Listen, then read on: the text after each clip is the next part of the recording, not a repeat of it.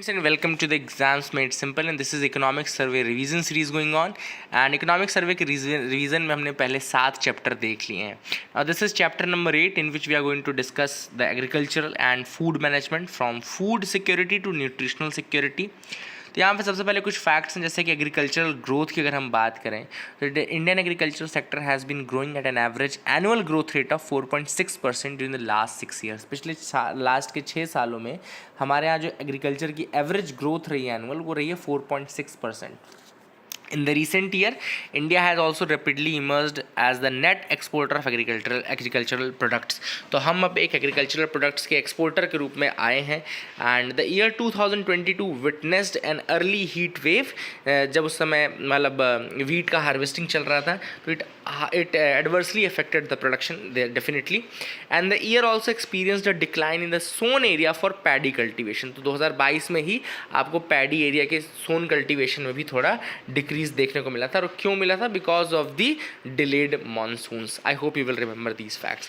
अब सबसे इंपॉर्टेंट जो चीज़ें इंडिया में की जाती हैं in order to support the agriculture, वो है एमएसपी. सबसे पहले ये MSP that is to ensure returns over the cost of production. जब क्या होता है, कई बार प्राइजेस बहुत ज़्यादा गिर जाते हैं किसी भी कारण से. अब ऐसे में एमएसपी बहुत ज़्यादा काम करती है, क्योंकि वो एक मिनिमम सपोर्ट प्राइस है, एक मिनिमम प्राइस है जो फार्मर्स एक्सपेक्ट कर सकते हैं.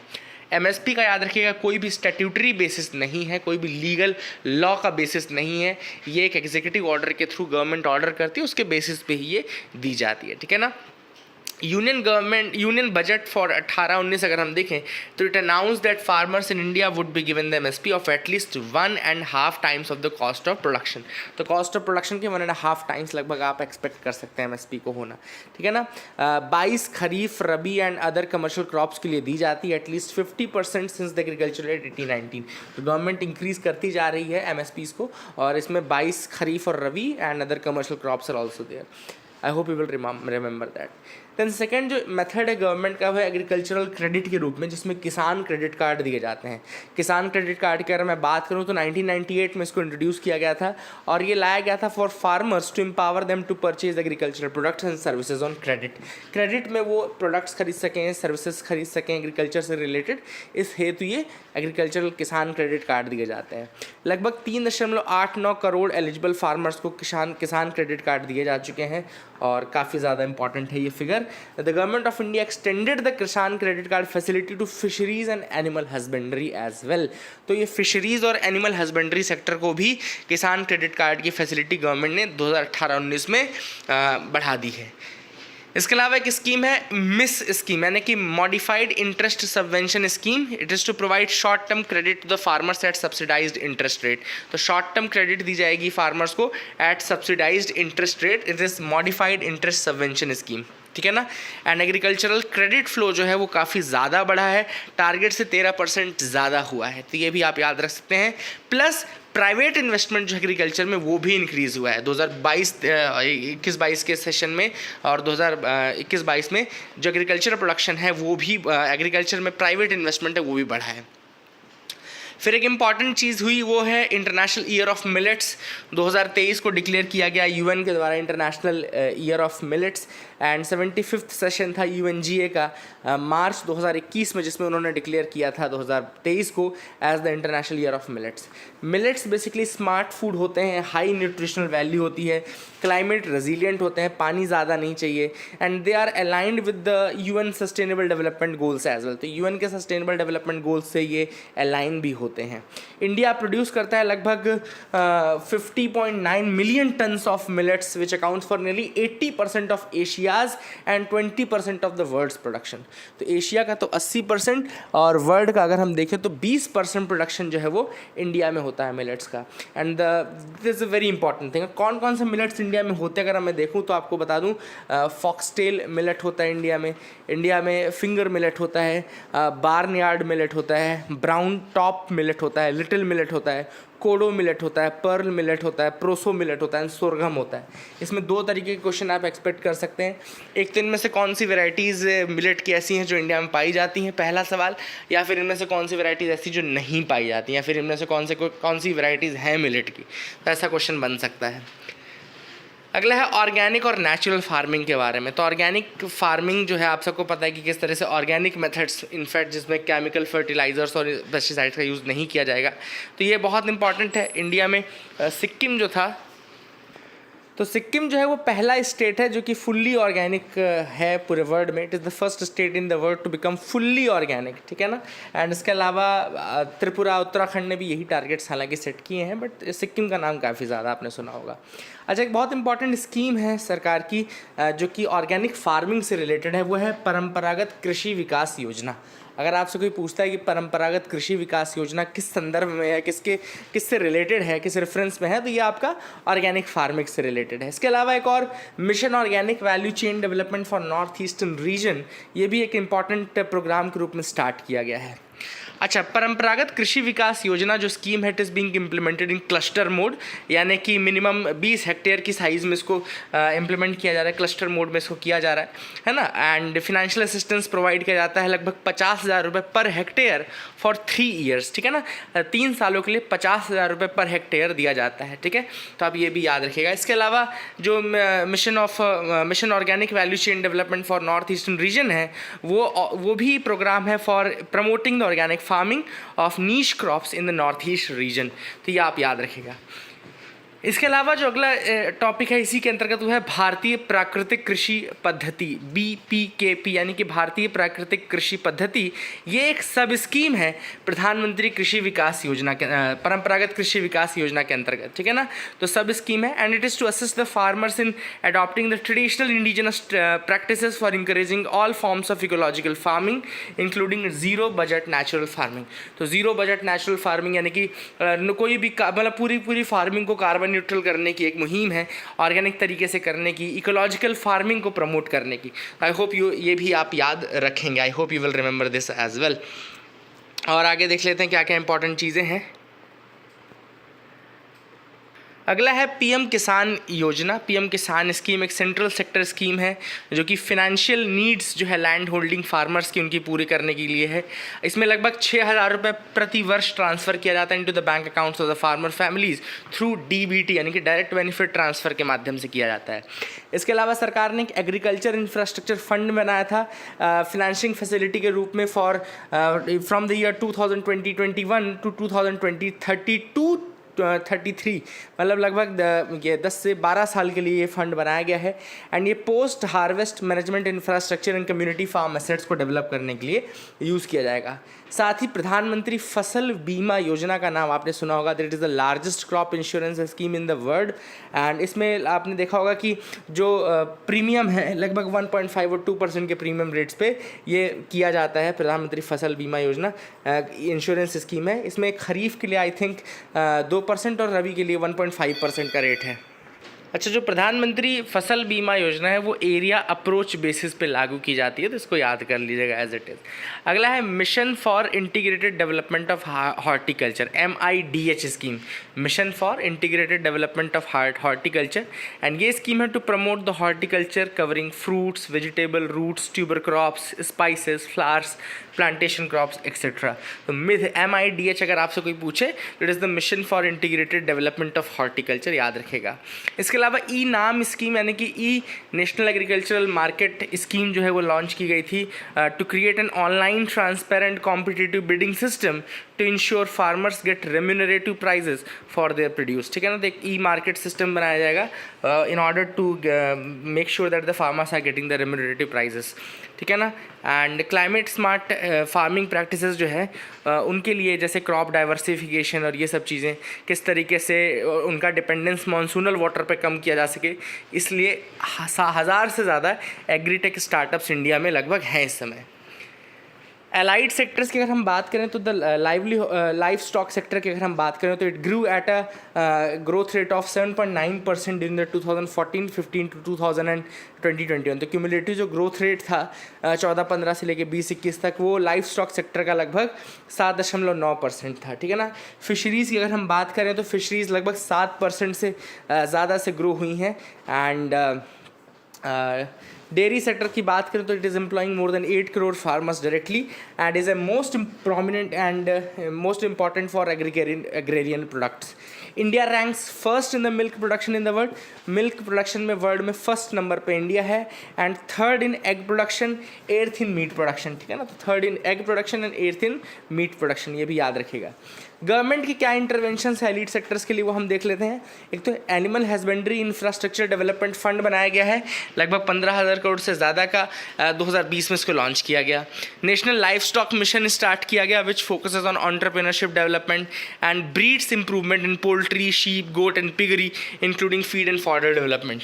National animal disease control programme start किया गया to control the foot and mouth disease. ये आपको पता है कि वायरल डिसीज है foot and mouth disease and brucellosis जो है ये भी प्रिवेंट करने के लिए है बाय कंप्लीट वैक्सीनेशन.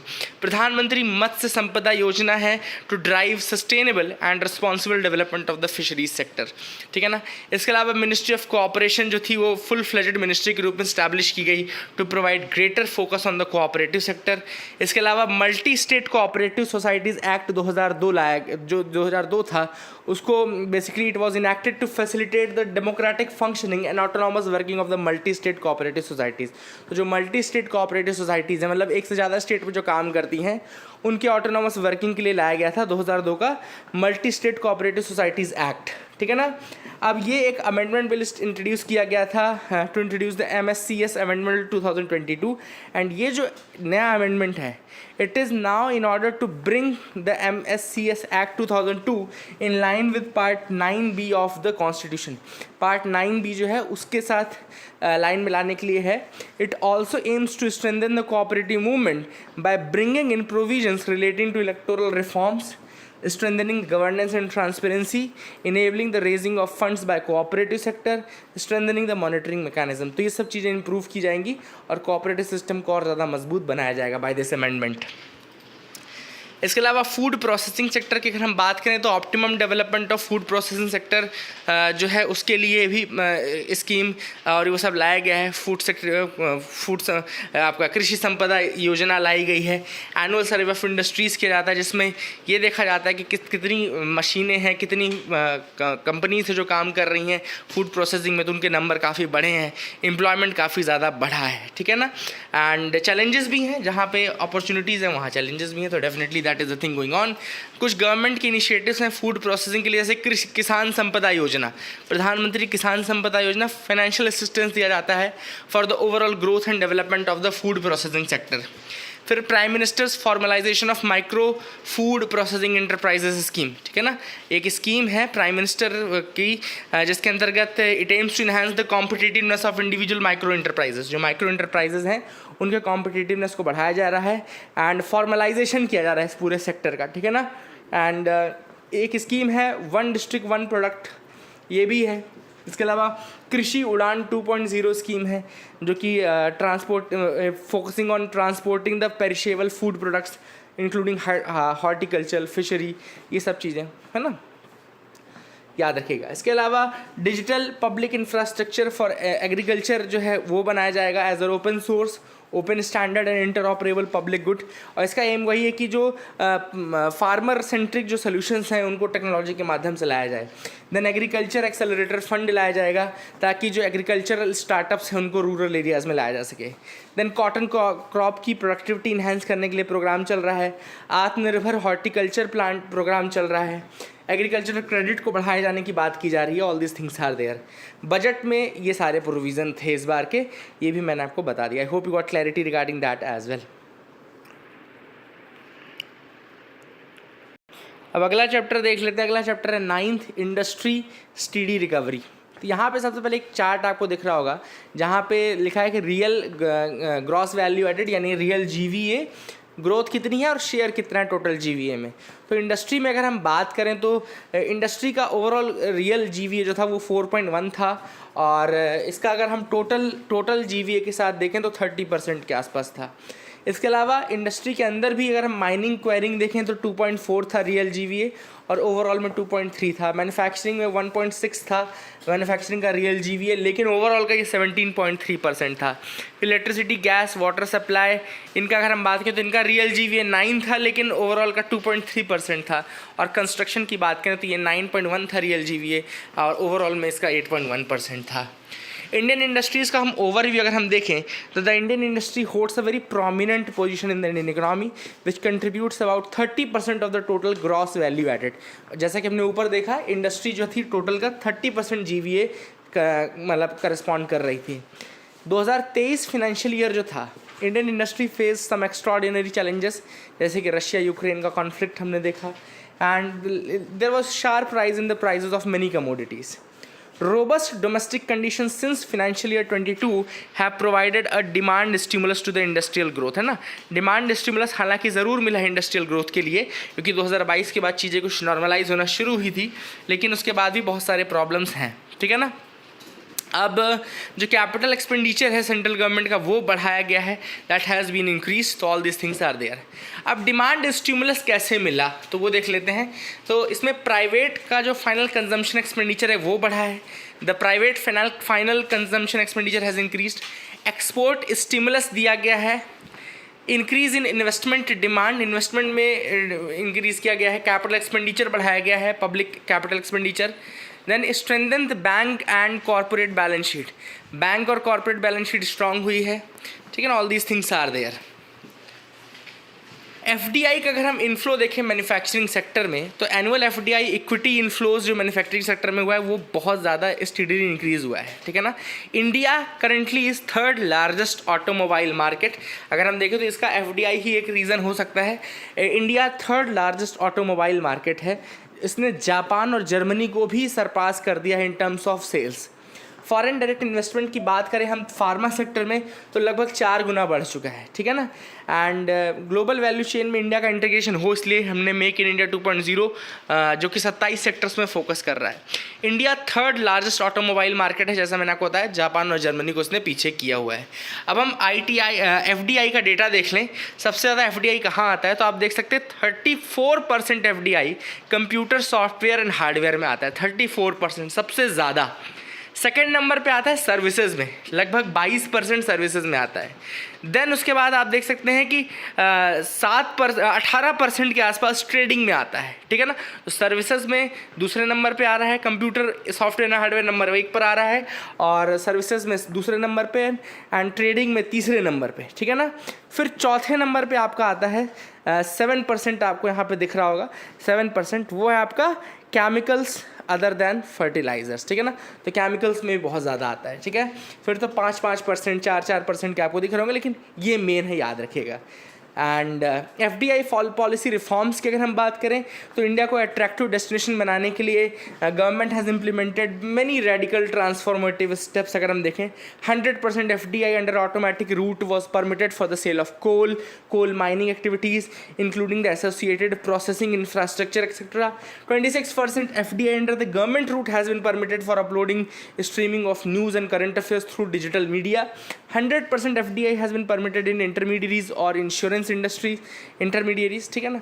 तो ये भी काफ़ी इंपॉर्टेंट है। Insurance brokers, reinsurers, bankers, insurance consultants, corporate agents, third party administrator, surveyor, loss assessors, इन सब में 100% FDI इंट्रोड्यूस किया गया है।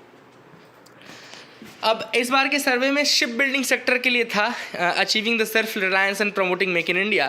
तो the ship building industry is strategically important industry due to its role in the energy security, national defence and development of heavy engineering industry, and it has the potential to increase the contribution of the industry and services sector to the national GDP. इसीलिए ship building industry has the potential to strengthen the mission Atmanirbhar Bharat, and Indian navy ship building projects बहुत सारे हैं जो कि इसको promote कर रहे हैं। मेक इन इंडिया के लिए आप सबको पता है कि प्रोडक्शन लिंक्ड इंसेंटिव स्कीम्स भी लाई गई हैं, production linked incentive schemes specially जो इलेक्ट्रॉनिक्स का डेवलपमेंट है वो करने के लिए। एंड ग्लोबल वैल्यू चेन से हमको इंटीग्रेट करने के लिए मेक इन इंडिया 2.0 वो 27 सेक्टर्स में फोकस कर रहा है, 15 उसमें से मैन्युफैक्चरिंग के सेक्टर्स हैं। ठीक है ना। एंड PLI स्कीम्स आपको पता होगा कि एक सेक्टर स्पेसिफिक स्कीम है ना, ग्लोबली कॉम्पिटिटिव बनाने के लिए, अट्रैक्टिव इन्वेस्टमेंट, इन सब चीज़ों के लिए। एंड एक टर्म आया था फ्लिपिंग एंड रिवर्स फ्लिपिंग, ये क्या होता है देख लेते हैं। India ranks among the largest startup ecosystem in the world, याद रखिएगा, one of the largest ecosystem है स्टार्टअप्स के लिए इंडिया में। Various targeted initiatives of the government have given a major boost to the startups. For instance, under the Startup India initiative, eligible companies get recognized as startups by DPIIT. तो eligible companies को startups के रूप में recognize कौन करता है? DPIIT, ठीक है ना। फिर उसके बाद टैक्स बेनिफिट, ईजियर कंप्लायंस से प्रोवाइड करता है। And as part of the umbrella schemes of the national institute for developing and harnessing innovation, एक स्कीम भी है, निधि स्कीम बोलते हैं इसको, national initiative for developing and harnessing innovation, innovation को हार्नेस करने के लिए, ठीक है ना। And Nidhi and Atal innovation mission भी एक मिशन है जो कि इन्हीं स्टार्टअप्स के लिए है, उनको इंक्यूबेट करने के लिए। तो फ्लिपिंग जो है बेसिकली वो क्या है? फ्लिपिंग में बेसिकली क्या होता है, एक कंपनी की जो ओनरशिप है, मान लो कोई स्टार्टअप इंडिया में खुला, सपोज़ करो जोमेटो खुला, अब इंडिया में उसको इतने बेनिफिट्स नहीं मिल रहे हैं और मोस्ट ऑफ द उसके यूज़र्स अगर सपोज़ करो फॉरेन में, तो क्या करेगा वो अपनी ओनरशिप इंडिया से ट्रांसफ़र करके किसी दूसरी कंट्री में ले जाएगा। तो फ्लिपिंग का मतलब होता है कि एक कंट्री से ओनरशिप किसी दूसरे कंट्री में शिफ्ट कर देना। किस कारण से? कि अगर मान लो दूसरी कंपनी में दूसरी कंट्री में उसके यूज़र्स ज़्यादा हैं, या फिर सपोज़ करो दूसरी कंट्री में टैक्स बेनिफिट ज़्यादा है, या उसकी पॉलिसीज़ ऐसी हैं कि वो अट्रैक्टिव लग रही हो, तो कोई कंपनी इस तरीके से फ्लिप या रिवर्स फ्लिप कर सकती है। रिवर्स फ्लिप मतलब कि वापस इंडिया में जैसे आ जाए वो, है ना। तो ये ऑब्वियस सी बात है, दैट इज द थिंग। अच्छा, एक और स्कीम के बारे में, समर्थ स्कीम आपको दिख रहा होगा। समर्थ एक demand driven and placement oriented umbrella skilling program है मिनिस्ट्री ऑफ टेक्सटाइल का। याद रखिएगा, समर्थ किसकी स्कीम है? Demand driven and placement oriented umbrella skilling program है फॉर मिनिस्ट्री ऑफ टेक्सटाइल्स। इसका इम्प्लीमेंटेशन पीरियड है up to 2024 March, and scheme को फॉर्मुलेट किया गया है basically under the broad skilling policy framework adopted by ministry of skill development and entrepreneurship. तो all this things are very important. एक term है यहाँ पे एम्प्लॉयमेंट इलास्टिसिटी का, आप देख लीजिए। Employment elasticity indicates the ability of an economy to generate employment opportunities for the population as percent of its growth process, मतलब कि जितनी उसकी ग्रोथ हो रही है, क्या उसी के हिसाब से वो इकोनॉमी एम्प्लॉयमेंट जनरेट कर पा रही है कि नहीं, वो बताता है एम्प्लॉयमेंट इलास्टिसिटी। मतलब सपोज करो अगर एम्प्लॉयमेंट इलास्टिसिटी 1 है, इसका मतलब है कि एम्प्लॉयमेंट उसी रेट से ग्रो हो रहा है जैसे इकोनॉमिक ग्रोथ हो रही है, ठीक है ना। तो इकोनॉमिक ग्रोथ अगर 5% है तो एम्प्लॉयमेंट ग्रोथ भी 5% होना चाहिए, तब आपकी एम्प्लॉयमेंट इलास्टिसिटी 1 आएगी, है ना, 5/5। तो all this things are important. I hope you got clarity. That is it for the day. Keep loving us. Thank you.